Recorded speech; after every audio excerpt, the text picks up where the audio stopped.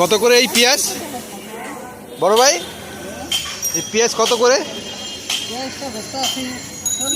এই পচা পেঁয়াজ 40 টাকা, 30।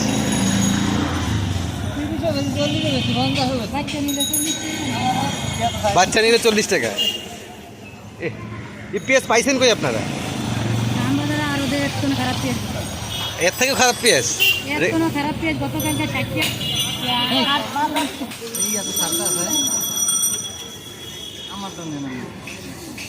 হ্যাঁ, কথা বললে তো সমস্যা নেই।